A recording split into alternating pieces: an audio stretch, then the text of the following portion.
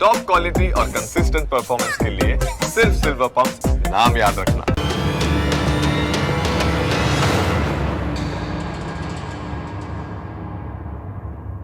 નમસ્કાર, અમારી વિશેષ રજૂઆત સાથે હું છું જીગર. આજે વાત કરવી છે કોર્પોરેટ જેહાદની.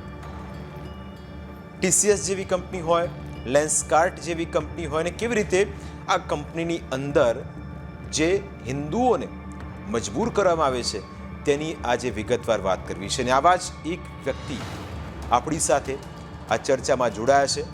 તેમનું નામ છે જીલ્સ વઘાસિયા, જે સુરતના વતની છે. તેમની સાથે લેન્સકાર્ટની પેરેન્ટ કંપનીની અંદર શું થયું તેની આજે તે વિગતવાર વાત કરશે. તેમની પાસેથી જાણીશું કે જ્યારે એ સર્વિસમાં હતા ત્યારે તેમની સાથે શું થયું, કેવી રીતે તેમની સાથે વ્યવહાર કરવામાં આવ્યો, મેનેજર કયા પ્રકારનો વ્યવહાર કરતો હતો, સાથી કર્મચારી કયા પ્રકારનો વ્યવહાર કરતા હતા, તેમની સાથે શું શું થયું તે આજે વિગતવાર તેમની પાસેથી જાણીશું. જીલ્સભાઈ, આપનું સ્વાગત છે. સૌથી પહેલો મારો સવાલ આપને, કયા વર્ષમાં આપ લેન્સકાર્ટની કંપનીની સહાયક કંપનીમાં જોડાયા? એ કંપનીનું નામ શું હતું? આપની સાથે આખો વ્યવહાર કયો થયો હતો એની વિગતે વાત કરીશું. પણ પહેલાં મને વિસ્તારથી આખી વાત જણાવો. અંદાજિક 10/12/2025 રોજ લેન્સકાર્ટ કંપની, જે લેન્સકાર્ટની સબસ્ક્રિપ્ટરી કંઈક કંપની બતાવે છે, એ કંપનીમાંથી મને કોલ આવેલો કે જોબ માટે ઓફર આવેલી. પછી અહીંયા સુરતમાં વેસુ એરિયામાં હું તેમનો શોરૂમ છે, ત્યાં ઇન્ટરવ્યુ આપવા માટે ગયેલો.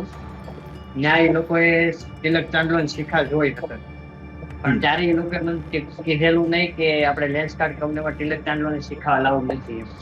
પછી પહેલા મહિનાની 5 તારીખને 2026ના વર્ષમાં હું અહીંયાથી ન્યૂ મુંબઈ, ત્યાં લેન્સકાર્ટનું ટ્રેનિંગ સેન્ટર છે, ત્યાં ટ્રેનિંગ લેવા માટે ગયેલો. એટલે ત્યાંના એક ટ્રેનર હતા, જેનું નામ નરગીસ કરીને હતું, જે અમને ટ્રેનિંગ દેવાના હતા. તો તે નરગીસ મેડમ જે હતા તેને કીધું કે તમારે આ શીખા છે કે ત્યાં મુંબઈ સેન્ડી, કે તમારે સેન્ડી એટલે કે શીખા તમારે કપાવી જોઈએ એમ, અને તિલક ચાંદલો નહીં કરવાનો. મારા હાથમાં જે ઓમનું ટેટુ છે અથવા તો કલાવું છે, અને જે રુદ્રાક્ષની માળા ધારણ કરેલી છે, એ બધી મારે કાઢવી જોઈએ છે. અને જો હું એ નહીં કાઢું તો મને આ જોબ નહીં આપે એમ. અને મેં ના પાડી, તેમ છતાં પણ મને ફોર્સ કરવામાં આવ્યો કે આ શીખામાં શું છે કે તમે કાપી નહીં શકો, કે કાપી નાખો એવું એમ. એટલે મેં ના પાડી, હું શીખા નહીં કાપી શકું. તો એ કે તો તમે જોબમાં નહીં કરી શકો આગળ રનિંગ એમ. તમે શીખા નહીં કાપીને આવશો તો જ તમારે જોબ આગળ રનિંગ કરી શકશો, ટ્રેનિંગ લઈ શકશો એમ. અને મેં કીધું વાંધો નહીં, હું અહીંથી વયો જાઉં છું.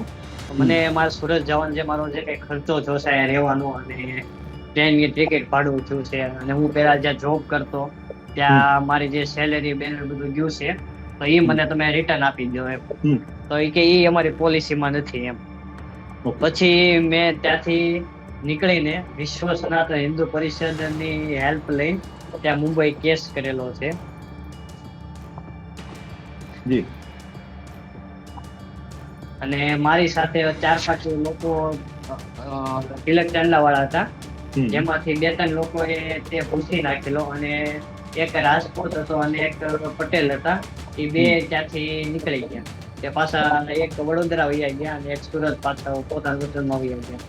ઓકે, હવે આપનું જે આ કાર્યસ્થળ હતું એ મુંબઈની અંદર હતું કે પછી આપને દિલ્હીની અંદર કામ કરવાનું હતું? નહીં, ન્યૂ મુંબઈની અંદર ટ્રેનિંગ લઈને પછી આપણને જ્યાં રહેતા હોય, હું ગુજરાત સુરતમાં, તે મને જોબ આપે તેના શોરૂમ પર. એટલે આપ જે વિસ્તારમાં રહેતા હોય ત્યાં જ એ આપને જોબ મળે? હા, જે સિટીમાં રહેતા હોય ત્યાં સિટીમાં, એરિયા ફિક્સ નહીં એવું. કોઈ પણ એરિયા મળી શકે, પણ તમારી સિટીની અંદર. એટલે તમે સુરતમાં રહીને જ કામ કરતા હતા? હા. ઓકે, એટલે અહીંયા જે તમારી સાથેનો જે કામ કરનારો સ્ટાફ હતો, સહયોગી જે હતા, એની અંદર કેટલા એવા લોકો હતા જે હિન્દુ ન હતા પણ મુસ્લિમ હતા, અને એમનો વ્યવહાર આપના પ્રત્યેનો કેવા પ્રકારનો હતો? પણ મને એ લોકોએ જોબ જ નહોતી આપેલી, એમ કે 1 મહિનો ટ્રેનિંગ લ્યો પછી જ તમને જોબ આપે. અને તમે ટ્રેનિંગ સેન્ટર ટ્રેનિંગ લેવા જાઓ ને, ત્યાં તમને શીખાની કપાઈ દે. શીખાની ન કાપો તમને આગળ જોબ જ ન આપે. એટલે તમને શોરૂમ પર તમને મોકલે જ નહીં. ટ્રેનિંગના બીજા દિવસે મને ત્યાંથી કાઢી નાખેલો. જ્યારે આપ આ ટ્રેનિંગનો પાર્ટ બન્યા ત્યારે બીજા પણ લોકો આ પ્રકારના હતા આપની સાથે, અથવા તો જે લોકોને આપ મળ્યા, આપના કોઈ ટીમ લીડર હશે જે આપને ટ્રેનિંગ આપવાના હશે, એ કોણ હતા? એ હિન્દુ હતા કે મુસ્લિમ હતા? કે પછી સ્પષ્ટ સૂચનાઓ આપી દેવામાં આવી હતી કે જો આ તિલક હશે, શિખા હશે, તમે હાથ પર દોરો બાંધ્યો હશે, કોઈ પણ દોરો બાંધ્યો હશે એને કાઢવી નાખવાનું રહેશે, હાથ પર કોઈ પણ પ્રકારનો ઓમ દોર્યો હોય, સ્વસ્તિક દોર્યો હોય, એ બધું હટાવી દેવાનું હશે? હા, મારી સાથે ત્યાં 5-6 લોકો બીજા પણ હતા જે તિલક ચાંદલો કરેલો હતો ને આપણા હિન્દુ હતા. તો એમાંથી 2-3 જણા એ તિલક ચાંદલો ભૂસી નાખ્યો. તે એગ્રી થઈ ગયા કે અમે તિલક ચાંદલો નહીં કરીએ અને કલાઓની કાઢી નાખશું. બીજા એક રાજપૂત હતા જે વડોદરાથી હતા, અને એક બીજા તેજસભાઈ હતા જે સુરતથી જ હતા. એ બે પાછા આવી આવ્યા, અને ત્યાં જે અમારા ટ્રેનિંગ દેવાના હતા, જે મેન હતા, જે ટ્રેન અમને કરવાના હતા, એનું નામ નરગીસ હતું. એટલે એના નામ ઉપરથી જ ખબર પડી જાય છે કે તે હિન્દુ નહોતા, નરગીસ નામ હતું. એટલે આ ટ્રેનિંગ સેશન જે આપનું હતું એ 1 મહિનાનું હતું, અને આપ બીજા કે ત્રીજા દિવસે ત્યાંથી નીકળી ગયા? હા. ઓકે. પછી એ સમયગાળા દરમિયાન આપનો કોઈ સંપર્ક થયો? આપને કહેવામાં આવ્યું કે ભાઈ શા માટે તમે આ ટ્રેનિંગનો હિસ્સો નથી બનતા? તમને કોઈ એ પ્રકારના કોઈ ફોન કોલ? નહીં, મને એ પ્રકારના કોઈ પણ કોલ નહોતા આવેલા. પણ હમણાં તે 15-20 દિવસ પહેલા કંપનીના કોઈ એમ્પ્લોયનો કોલ આવેલો હતો કે મેં જે આ કેસ કર્યો છે તેનું કે સેટલમેન્ટ કરી દો એમ. કયા પ્રકારનું સેટલમેન્ટ કરવાનું આપને કહેવામાં આવ્યું? એટલે મેં કીધું તમે શું ઓફર આપો છો? તો એ કે એમ નહીં, કે તમે બોલો એમ. એ રીતના કે સેટલમેન્ટ કે કરી એમ. એમના તરફથી કોઈ રૂપિયાની આપને વાત કરવામાં આવી? એમના તરફથી એમણે કીધું કે તમારો જે કઈ ખર્ચો છે એ તમને અમે દઈ દઈએ એમ, અને તમે કેસ રિટર્ન લઈ લો.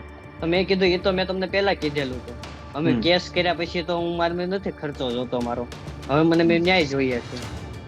જેમ કે મને મારો ખર્ચો આપશો, પણ ત્યાં 2010માં કંપનીનું ઓનલાઈન રજીસ્ટ્રેશન થયું હતું, અને 2013માં તેને પહેલી શોપ ન્યૂ દિલ્હીમાં ખોલેલી હતી. અને ત્યારથી લઈને આજ સુધીમાં તેનું 70,000 કરોડની કંપની છે, અને 7,000 કરોડનું ટર્નઓવર કરે છે. તો એ કંપનીમાં અત્યાર સુધીમાં કેટલા એવા હિન્દુ લોકો છે જે નીકળી ગયા છે, અને કેટલા એવા હિન્દુ લોકો કામ કરતા છે કે જે તિલક ચાંદલો એ લોકો ભૂસાઈને એની પાસે કામ કરાવે છે.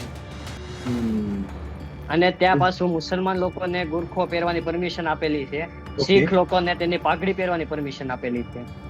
પણ હિન્દુ હોય અને એને શિખા હોય, એને તિલક હોય, એને ચાંદલો હોય, એને ગળામાં કોઈ દોરો પહેર્યો હોય, એને કોઈ માળા પહેરી હોય, એને હાથમાં ટેટુ દોરાવ્યો હોય, તો એને પરમિશન ન હતી?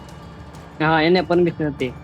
એટલીસ્ટ કે કોઈ સ્ત્રીએ લગ્ન કરેલા હોય અને જેને માથામાં સિંદૂર કે સાથિયો પૂરેલો હોય ને, તો તેને એ પણ પરમિશન નહોતી કે તમારો જે સિંદૂર પૂરવું હોય તો તમારે ખાલી કેવા પૂરતું પૂરવાનું, કોઈને દેખાવું ના જોઈએ. અને આપ તો ખૂબ જ ટૂંકો સમયગાળો આપનો આ ટ્રેનિંગ સેશનનો રહ્યો, પણ આપને એ જ્ઞાન થઈ ગયું કે ભાઈ અહીંયા રહેવા જેવી જગ્યા છે નહીં. તુરંત આપની આ જેવી ઘટના બની પછી આપે કોઈને જાણ કરી હતી, અથવા તો આપની સાથે બીજા કોઈ ગુજરાતી ભાઈઓ હોય, અથવા તો બીજા સ્ટેટમાંથી આવેલા લોકો હોય? કારણ કે ટ્રેનિંગ સેશન આપનું એક મહિનાનું હતું. એ સમય દરમિયાન બીજા કોઈ આપને આવું કીધું કે ભાઈ મારી સાથે પણ આવું થયું છે? હા, ત્યાં મેં તમને વાત કરી એમ વડોદરાથી જે રાજપૂત ભાઈ આવેલા હતા, અને જે સુરતથી મારી સાથે તેજસભાઈ હતા, તે અમારા ત્રણેય સાથે આવું થયેલું, અને અમે ત્રણેય ત્યાંથી ટ્રેનિંગ સેન્ટરમાંથી અમને કાઢી નાખેલા. તમારા જે ટીમ લીડર હતા, આપ કહો છો કે નરગીસ, એ વ્યક્તિ કેવા પ્રકારનું હતું? કદાચ ખૂબ જ ટૂંકો ગાળો રહ્યો, પણ એમના બોલચાલમાં એ ભાવ આપને દેખાતો હશે.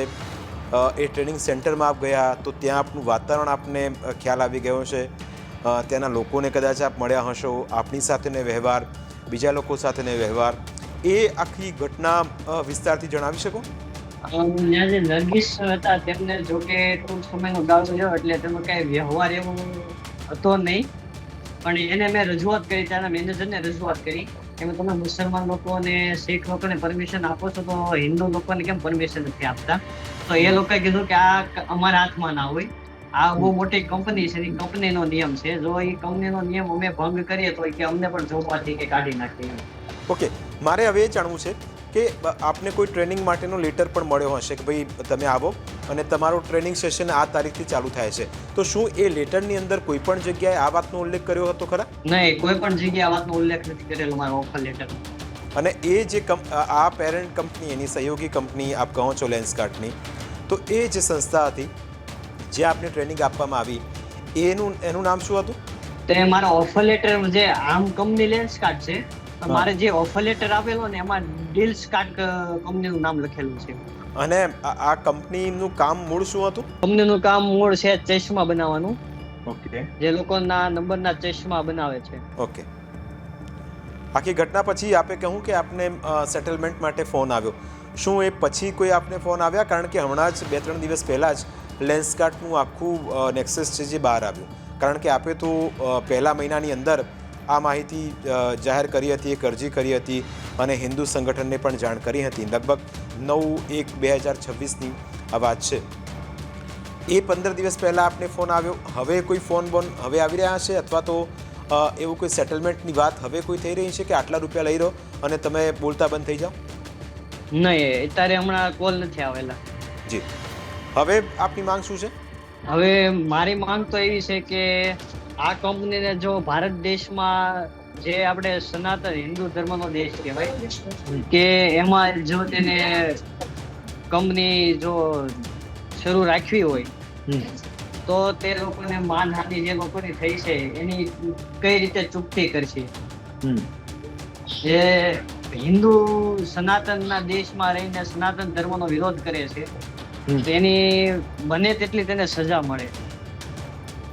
ભાઈ તે લોકોને ખબર પડે કે સનાતનના દેશમાં રહીને આપણે સનાતન ધર્મનો વિરોધ કરીએ તો શું થાય.